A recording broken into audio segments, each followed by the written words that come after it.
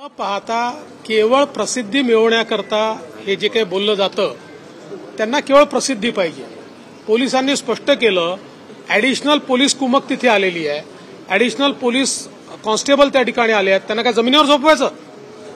त्यांच्याकरता आणलेले कॉट आहेत, पण काही लोकांना हाव असल्यामुळे ते कोणी म्हणते एन्काउंटर होणार, कोणी म्हणतं अजून काय होणार, ही प्रसिद्धीची हाव आहे, बाकी काहीच नाही आहे। मंत्रालयातली गर्दी कमी करण्यापेक्षा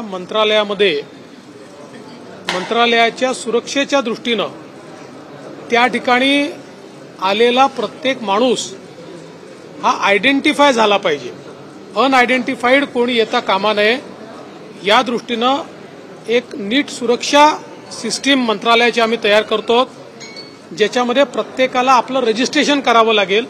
ते त्यांना ऑनलाईनही करता येईल, इथे येऊन करण्याची आवश्यकता नाहीये, आणि त्यातनं त्यांना पास जनरेट होईल, तो पास घेऊनच त्यांना आत येता येईल। ई कॅबिनेटच्या संदर्भात देखील आज आम्ही सूतोवाच केलाय।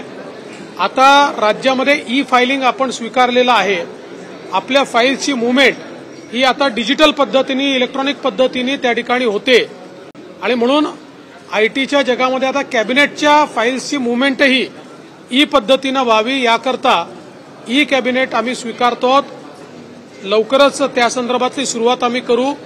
सुरुवातीला जोपर्यंत मंत्र्यांना त्याची सवय होत नाही तोपर्यंत काही काळ ई कॅबिनेट सोबत पेपर कॅबिनेट देखील राहील, पण हळूहळू पेपर कॅबिनेट पूर्णपणे बंद होईल आणि ई कॅबिनेटच आम्ही स्वीकारू। सुरेश धस यांनी मला तशा प्रकारचं एक निवेदन दिलेलं आहे। मी माननीय उज्ज्वल निकमजी यांना फोन करून विनंती केलेली आहे। त्यांनी मला सांगितलंय की मला 1-2 दिवस द्या, कारण माझ्याकडे ज्या केसेस आहेत त्या केसेसचा मला एकदा नीट हे करून, पण या केसला अधिक वेळ द्यावा लागणार आहे, त्यानुसार मी निर्णय घेतो।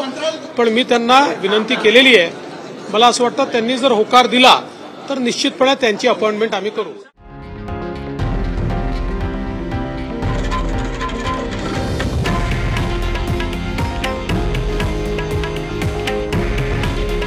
हे आहे देशातील नंबर 1 न्यूज नेटवर्क आणि आपण पाहत आहात TV9 मराठी।